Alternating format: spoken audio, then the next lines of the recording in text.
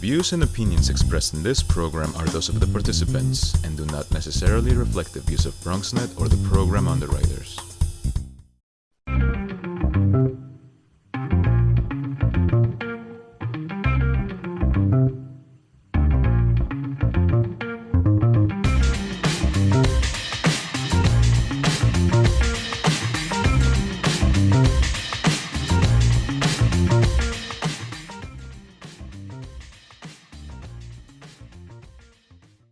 Good evening and welcome to the Bronx Buzz. This is BronxNet's program where we talk to reporters and journalists and writers and educators and also filmmakers and videographers and photographers, anybody who puts stuff out in the Bronx. And this evening for the second guest, we're going to talk to somebody who's putting out a video gaming by a Bronxite, and so that will be very interesting. But we will get very serious right now and bring on Jessica Gould from WNYC and Gothamist. And nice to have you with us, Jessica, your first appearance on our program. Thanks for having me. Let's just get a little background so people will get to meet you. I know people listen to you and read what you do. Talk to me about just yourself and how you got into, I guess it's the combo of broadcasting and print. Yeah, well, I've been doing a combo for a long time. I started in print at a community newspaper after college in Washington, D.C., and did what a lot of people do when they want to get into public radio, which is volunteer, and worked my way up and ultimately switched to the New York City market. And I've covered a lot of different beats at New York Public Radio, WNYC. And most recently, for the past couple of years, I've been covering education, and it's been an extremely interesting, tumultuous couple of years on the education beat. To say the least. Is there one thing you like better? Do you like reporting on the radio better than even writing, or does one feed off the other? I'm very interested in different types of media. I've been in a range of media myself. Curious what you favor and what you feel most comfortable in. Yeah, I love radio. That is what makes my heart go. It's wonderful to hear people talk in their own voices and express themselves. I think there's a lot of emotion, a lot of texture that can be conveyed through the human voice. And I like to hear people speaking their own words. So that's what makes me do what I do. You know what is interesting to me, and we're not going to spend any more time on this other than me saying this because I really want to get into talking about the old chancellor and the new chancellor. People look at podcasts and now they become very popular. Well, that's what you have been doing, and frankly, my career started in radio as well, so I understand it all too well. But so it's very interesting. I mean, you're probably not alone in understanding the power of dialogue and the human voice, and that new social media app Clubhouse, which really is just a glorified personal radio thing. Anyway, so let's talk about the new chancellor. Richard Carranza resigned, frankly, abruptly, and very interesting to the Bronx. Maisha Ross Porter is now Chancellor Porter. So let's start with the resignation. It's been widely reported that he and the mayor didn't get along on the question of desegregating New York City schools. Can we start there? Yeah, I don't know if it's fair to say that they didn't get along, but I think it's fair to say that the chancellor had more ambitious goals, or at least he spoke more ambitiously about the changes he wanted to see in this deeply segregated system. And the mayor's actions have been a little less assertive and aggressive than the chancellor's words would suggest. And the New York Times reported that the last straw was Gifted and Talented. You know, the mayor said he wanted to phase it out. It really affects only a small slice of the New York City public schools, but is seen as a way to entice particularly white families into the system. And the mayor says he wants to phase it out. He was going to offer one more test this year for families, for kids as young as 4 to get into gifted and talented programs. Ultimately, the chancellor, according to the New York Times, didn't agree with that, and that was when he decided to go. But I will say the chancellor says that the reason he's leaving is because he has lost 11 close relatives and friends. to the coronavirus. And I've heard him talk about this over the past few months, and he needed time to grieve. It is abrupt to leave in the middle of the school year and in the middle of the reopening process in this extremely tumultuous time. Yes, it certainly is, and listen, we all, and I'm sure I'm speaking for you and Rebecca, my producer, and the interns who work with us, feel terrible about it and wish former Chancellor Carranza and his family well. I mean, it's just an absolutely horrible thing. But just back to the subject matter, the notion of desegregating schools. It was reported also in the Times that, and it may have been in your Gothamist column as well, that the mayor hardly wanted to even utter the word desegregate. That seems rather extreme to me. And one would think, given the mayor, this is commentary on the mayor's political background and what he presented himself to be, one would think, even if he didn't endorse one plan or another, desegregating would be something that he would understand and a New York City mayor would want to be able to communicate on. It struck me to just note that. Yeah, I think it was really frustrating for a lot of integration advocates and parents that he didn't use the word segregation for so long. He started using it very recently. But as you know, New York City has one of the most segregated school systems in the country. He did try to dismantle the single test admissions policy for the specialized high schools. And that effort ended up being very polarizing and failed Yeah. basically, because he admitted that he didn't roll it out correctly. He didn't engage stakeholders enough, and so um, I think that's been a very difficult challenge for him to make change on these issues. He has supported individual communities to do their own diversity pilots, but there hasn't been the system-wide action that a lot of people were advocating for and craving. And if you want to really take a holistic look at it, and you look at education and what its implications are for the whole city, if in fact the city schools are the most segregated in the country, I have to say this is not an isolated example of how integration might work in the city of New York. This really is the microcosm, I think, of the whole city and the whole balance of equality and inequality, which again the mayor ran on the two New York cities. Rather ironic. Anyway, let's move ahead and let's talk about Maisha Ross Porter. She was the executive superintendent in the Bronx. Many educators swear by her. um, I can't believe she is going to take a position and looking at that particular subject of integrating our schools and not be right at the forefront of just pushing forward change. You talked to her. What are your thoughts? Yeah, she's very careful in her language, but she says her ambition is to address segregation. She says first and foremost she's going to look at some policies that are already um, in flux: the screened admissions, selective admissions for middle schools, and the gifted and talented program, which the administration said it was going to phase out this year. But she's also very focused on the enormous task of reopening the nation's largest school system, which has been a sort of stuttering process this year. And she says her goal for today, sorry, not, can you guys connect? Well, today is Monday. The show Yeah. we're recording it Monday. The show airs Right. Thursday. Yeah. Today is her first day as chancellor. Yeah. So as she begins her term this week as chancellor, she says her first priority is opening the school system, hopefully fully, for all students who want to 5 days a week next fall.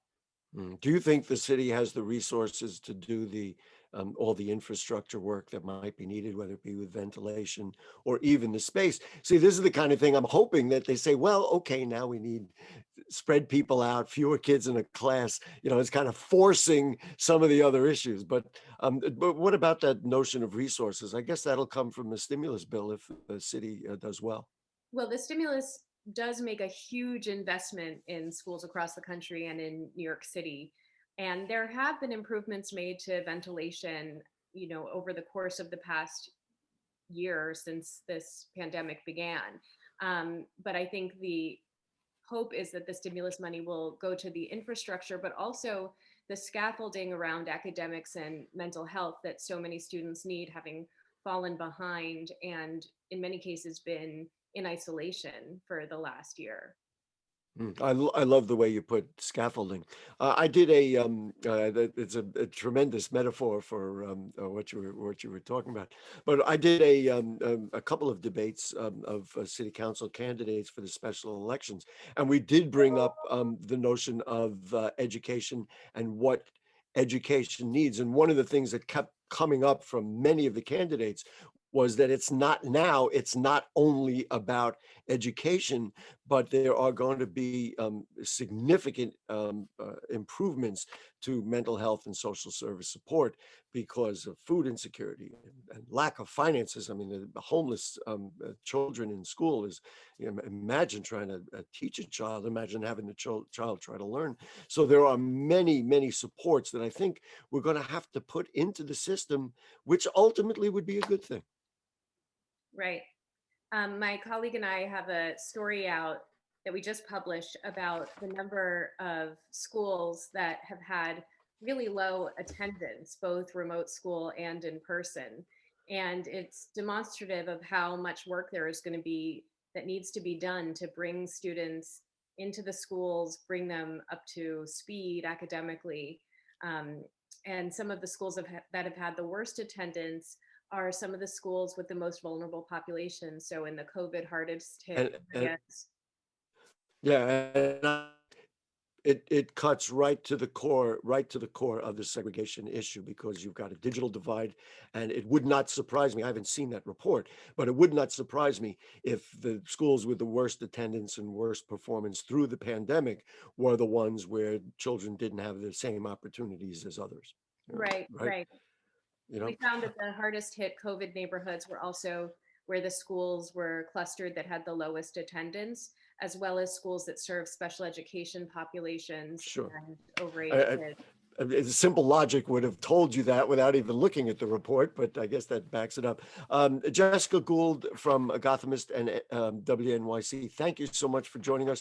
We hope to have you back, and I hope the next time you come back, we're going to talk about real revelations and real innovations in our school system, and we can evaluate how we've energized our schools after this very difficult period to do new things and do some of the things that public schools do well, but do them even better. Wonderful. Thank you very much. Great. Jessica Gould from Gothamist and WNYC. When we come back, I'll put on my other hat and we'll talk about a really fascinating video game about hip hop that sources right from the origin of hip hop in the Boogie Down Bronx. So we'll take a break. Don't go away. Who's most at risk for coronavirus? People over 65, people with underlying medical conditions like heart disease, chronic lung disease, asthma, diabetes, people undergoing cancer treatment, and people with weakened immune systems. What should you do if you or a loved one is at higher risk? Avoid close contact with people, avoid crowds, stay home if you can, wash your hands frequently. Learn more ways to protect yourself and others at coronavirus.gov. We built a media network for you. BronxNet TV. Come learn in your new state-of-the-art studios at Lehman College. At Mercy College. And coming soon to the South Bronx in the Hub. Inspire with your stories, culture, history. Your Bronx on BronxNet. Engage with us. Connect with us at your channels and at BronxNet.tv. Learn, engage, inspire. BronxNet TV. From the Bronx to the world. BronxNet.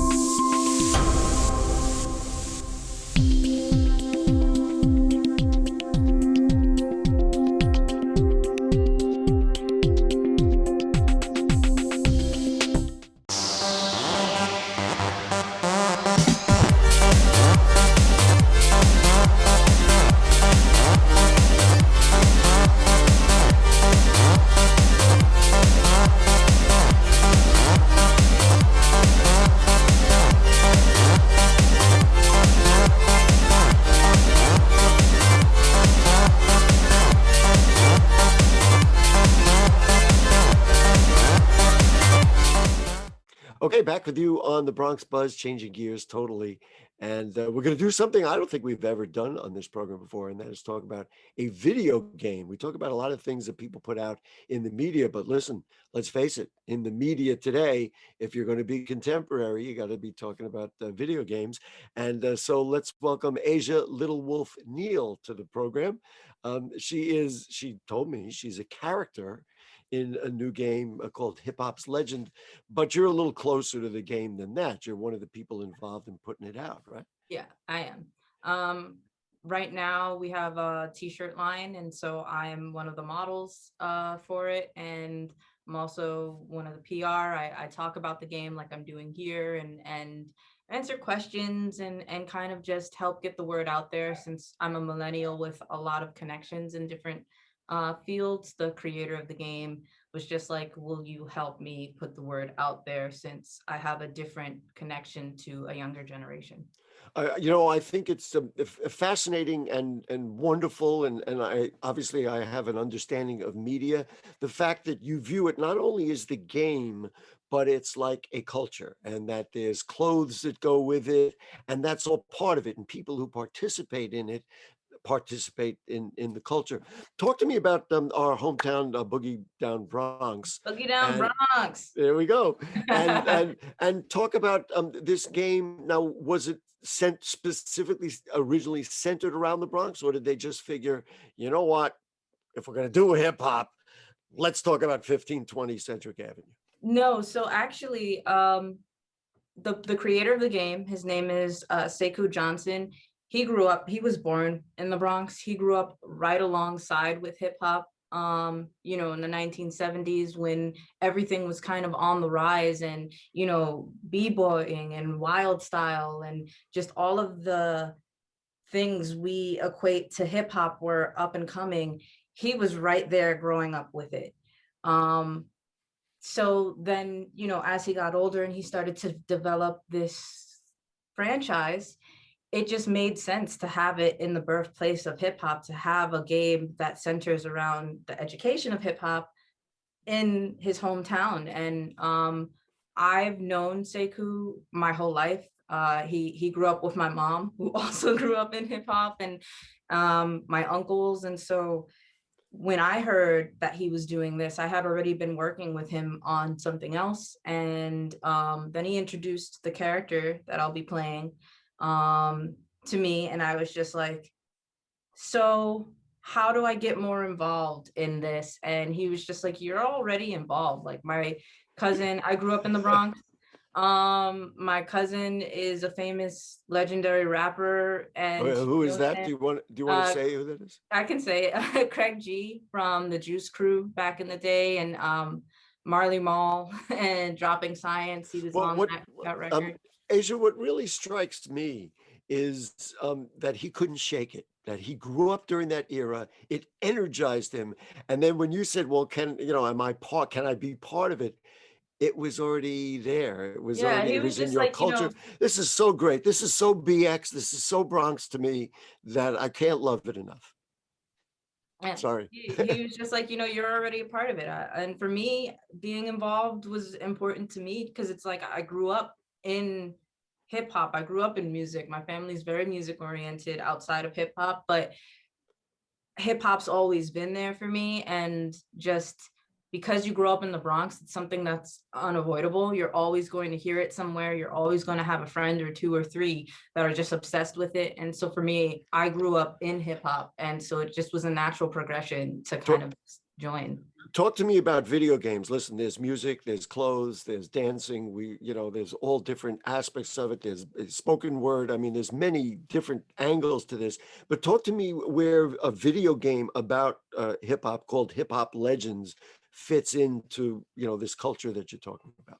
So, we have a lot of video games. Well, I actually can't say a lot. We have a handful of video games that are centered around hip hop, but we don't have a video game that educates anybody about hip hop. And so I feel like the younger generation has kind of just lost where it all began. You know, they don't know what hip hop once stood for. They don't know why Public Enemy sang or rapped certain songs. They don't know why NWA did certain things and said certain things in their songs. And, you know, they kind of just go with it, you know, and they're just like, yeah, you know, they'll say the lyrics, but then if you actually talk to them about it, they don't know what it means. They don't quite know what it is because it comes to them. Exactly. And Right. video games are so integrated into this generation, my generation, because just like with Sekou growing up with hip hop, we grew up with video games and electronics and the development and the movement and the evolution of media and electronics. And so we're the last generation to grow up on the street and have, you know, social media and smart devices. So for us, there's a special place in our hearts as millennials for video games. Wow. You know, And you know, what I definitely appreciate, because I know some of the original hip hop guys, and we've had a number of dialogues about these kinds of things. They want people to understand what it was about. And certainly that's the theme of the hip hop museum and all that. And I so appreciate what you're saying. Yeah, listen, you know, there's hip hop, there's all kinds of games out there, but ones that educate about culture. This thing, to me, it sounds like it can go. And the visuals are just so wonderful. You know, I'm like, whoa, there's, by the way, there's 1520 Centric Avenue, and there's where we're getting the hip hop museum. I mean, it's all there. I don't, you know, I'm not a video game guy, and you're talking about generations. I mean, that's what it is. How does the game go? And you're one of the characters. Like what's going to happen? And when it, you know, we want to know how we're going to get it and put it in Bronx kids' hands. That's what I want. Okay, so for right now, it's a mobile game. We figured that was going to be the easiest way to get it out to people.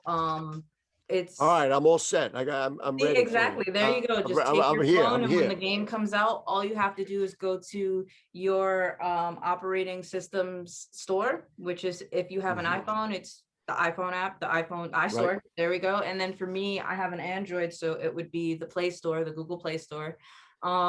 You just would type in Hip Hop Legends and bam, download it, and it's yours. You have it. And what does it look like? What do you, I mean, you know, I'm sorry, again, it's not my generation. It's not what I do. So when it comes up, it would most likely, I don't know if you can see my shirt fully, but it would most likely have the logo on it. And I haven't actually seen the icon for it just yet. Wow. I'm still in the process of, you know, creating it, but it would most likely have the logo as the icon, the little, you know, thumbnail, and then it'll say the name of the game, but it'll also say the description, which will just explain that it's a hip hop trivia game where you play as a character named Sonia, and she basically travels through the Bronx trying to make her way to the Native Hip Hop Museum that you've mentioned, the end destination. I love this. I'm sorry. I love this. I think it's so great. I mean, as you know, I'm going to get on my soapbox here. We have such an incredible culture and incredible borough and all our neighborhoods. And believe me, from Soundview to, you know, Woodlawn, and that's who we are. And to put it in this media, I just couldn't love it enough. Yeah. I've had, you know, the honor so far of seeing a little more than the clip that we sent over. You know, I've seen the details that are going into this. And I think because we are Bronxites, we're doing a lot to make sure that we honor the Bronx and show it for its beauty, and kind of come away from the violence of hip hop also. Because it's like all the games that we have, like the Def Jam franchise, it's a fighting game. There was a Wu-Tang video game that was based off of like a Tekken fighting game. So they're all like violent. And while there's fighting in this game, it's not based around that violence. It's based off of the history of hip hop. It's a trivia game. And you know, that the fact is, that's what they all think it is, and they're so wrong. You know what I mean? Yeah. When I talk to some of the original hip hop guys, I mean, they're like, it's so far away from what we were thinking about, you know. And now, so you've been talking about it in the future. When will it actually be on Gary's phone? And then the next thing is, social media is going to have it. I mean, give me the whole range, because this is what you work on all the time, right? Yeah, so we are set to release in 2021. So later on this year. You should be able to get it on your phone. I'm trying to push for Sekou being willing to put it on the Nintendo Switch and make it, a little bit more than just a mobile game, because I feel like the Switch is a mobile device that you can pick up and go, and so it still fits the brand and the franchise. And in time, I'm sure. in time, it's not an immediate thing. And then yeah, when are we going to see that? 2021. We don't have a set date just yet, Okay. but if you keep in touch with our social media, and we have a website, when it will be released, and we'll keep everybody updated. You can be sure. Now, could we get listen, we'd love to be right here when it's time to reveal it. Could you get Sekou to come with you on the show the next time? And when we're I don't ready know to... if I can convince him, He but doesn't do that? he's not into it. He doesn't do that. All right. He'd rather be the That's behind the fair. scenes person. He's there for moral support. He's here to support me, but he really just Right. would rather have me do it. That's fine. And in fact, when the museum opens, and I forgot I think they said 2022, maybe at the end or whatever. 20. I actually have the date written down. I know. That's all right. You don't have to look it up. It's okay. It's coming up. When the museum opens, it's got to be one of the things that's just going to explode it. I mean, it's got to be. Kids will pick it up, and they'll all sit there going, wait a minute, they'll be talking to each other. I'm just completely energized by what you're doing. Yeah. Really. So the Native Hip Hop Museum opens 2023. Okay. And currently there's actually a pop-up right across the street from where the Native Hip Yes, Hop of course. Museum is supposed to be. Yes, we've been in there, and all about it. Listen, Asia-Little Wolf Neal, you got to come back. You got to keep talking about it. We got to keep talking about the positive things in Bronx culture. And sure. we're just so thrilled that you joined us this evening on the Bronx Buzz. Thank you for Hip having hop legends coming to a cell phone near you.